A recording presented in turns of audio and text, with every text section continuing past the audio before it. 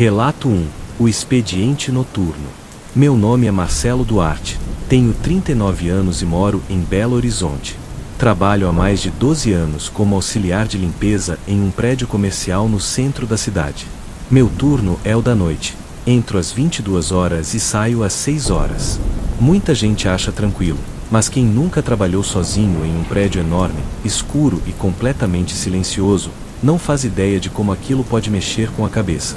No início, eu até gostava da calma, do som do aspirador e do eco dos meus passos nos corredores. Mas há uma coisa que aprendi com o tempo. À noite, esses lugares parecem ganhar vida própria. O prédio onde trabalho tem 10 andares e foi construído nos anos 70. As paredes internas ainda têm parte da estrutura original, e o subsolo, onde fica o depósito e o sistema de ventilação, é úmido e abafado. Dizem que antes ali funcionava um hospital particular, fechado depois de um incêndio. Nunca liguei para isso, até que uma noite o sistema de luz falhou no 9º andar, um andar que, segundo o zelador, estava vazio há meses. Nenhuma empresa havia alugado as salas dali. Subi para verificar, levando a lanterna e o rádio. O corredor estava totalmente apagado. As lâmpadas piscavam de forma irregular, e o ar parecia mais pesado. Quando cheguei à porta da sala 903, ouvi um som baixo, parecido com uma cadeira arrastando. Achei que algum funcionário tivesse esquecido de sair e entrei. O chão estava coberto de poeira, as mesas cobertas por panos brancos, e o cheiro, um cheiro de coisa antiga, de mofo e ferrugem. Chamei algumas vezes, mas ninguém respondeu. Fui até o fundo da sala e vi, pelo reflexo do vidro, uma sombra se movendo. Era pequena e se arrastava lentamente. Virei rápido com a lanterna. Nada. Só que, quando apontei a luz pro chão, notei marcas de mãos sujas de fuligem nas paredes e no piso, como se alguém tivesse se apoiado ali para se levantar. Meu coração acelerou. Comecei a recuar, tentando convencer a mim mesmo de que era sujeira antiga. Mas aí ouvi um som que me gelou por dentro, o barulho de alguém respirando logo atrás de mim. Girei o corpo em um reflexo, a lanterna tremendo na minha mão, e vi uma silhueta. Um homem, ou algo parecido com um, parado no canto. O rosto estava coberto por uma espécie de máscara hospitalar antiga, suja de sangue seco. Ele estava de cabeça baixa, e o uniforme branco que vestia parecia queimado nas mangas. Fiquei imóvel, só ouvindo o som do meu próprio coração. De repente, ele deu um passo à frente, um som seco, arrastado, pesado.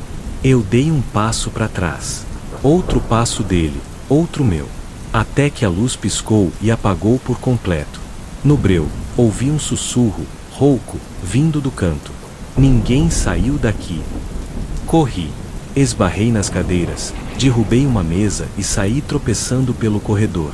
Quando cheguei ao elevador, as luzes do painel começaram a piscar, todas de uma vez. Apertei o botão desesperadamente, mas o elevador não respondia. Então, sem pensar, desci pelas escadas, pulando os degraus de 3 em 3, até chegar ao térreo. A portaria estava vazia. O rádio, mudo. Liguei pro zelador, seu Álvaro, mas ele não atendeu. Fiquei parado ali, suando frio, até o amanhecer. Quando o dia clareou, voltei ao 9º andar acompanhado do técnico e do zelador. As luzes agora funcionavam normalmente, e nada estava fora do lugar. Nenhuma marca nas paredes, nenhuma mesa caída. Mas, ao olhar para a parede próxima à janela, percebi uma coisa que fez minhas pernas fraquejarem. Uma marca escura de mão, exatamente na altura do meu ombro. Como se alguém tivesse me tocado. Daquele dia em diante, comecei a ouvir ruídos no interfone vindo daquele andar, mesmo sem ninguém lá. O rádio pegava vozes distorcidas, e às vezes, durante a madrugada, o elevador subia sozinho até o 9º andar e voltava vazio. Teve uma noite em que pedi para trocar de prédio, não aguentava mais. O supervisor aceitou, mas antes de ir, o seu Álvaro me chamou de canto e disse baixinho: "Você viu o médico, né? Desde o incêndio ele não saiu daqui. Fica vagando, achando que ainda tem pacientes para atender." Desde então, nunca mais aceitei trabalhar sozinho. E, mesmo longe daquele prédio, ainda sonho com o som daquela respiração atrás de mim. E quando acordo, por alguns segundos, tenho a impressão de sentir o mesmo cheiro de queimado, vindo de dentro do meu quarto.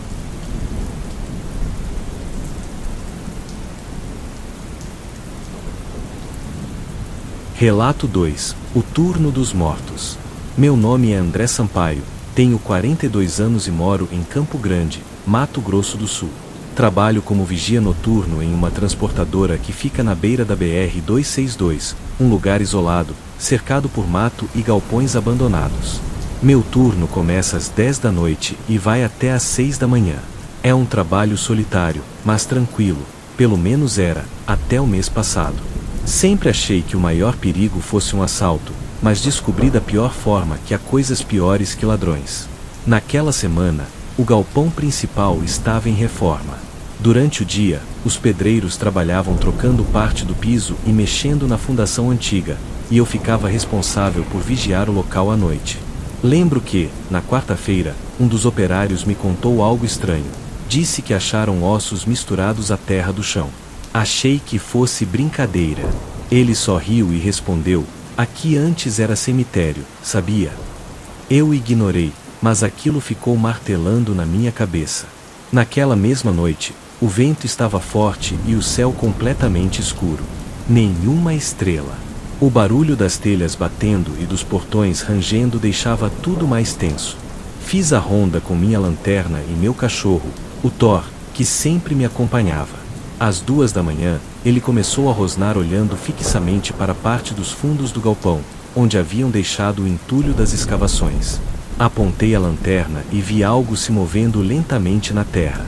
Primeiro achei que fosse um gato, até perceber que o que se mexia era uma mão pálida, saindo do chão. Meu sangue gelou. O cachorro latiu e tentou avançar, mas eu o segurei. Fiquei alguns segundos paralisado, olhando aquela mão subir cada vez mais, até que sumiu de repente, como se tivesse sido puxada para baixo. Corri pro escritório e tranquei a porta. O rádio estava chiando, e o relógio marcava 2h33. Liguei pro supervisor, mas o sinal do telefone caía. O Thor não parava de rosnar. De repente, o barulho dos portões se abriu sozinho, com um estrondo. As luzes do pátio começaram a piscar, e o rádio tocou uma interferência estranha. Parecia uma voz arrastada, dizendo meu nome. André. André. Fiquei sem ar. Peguei o revólver da empresa e saí devagar, tremendo, tentando ver se era algum intruso. O vento parou.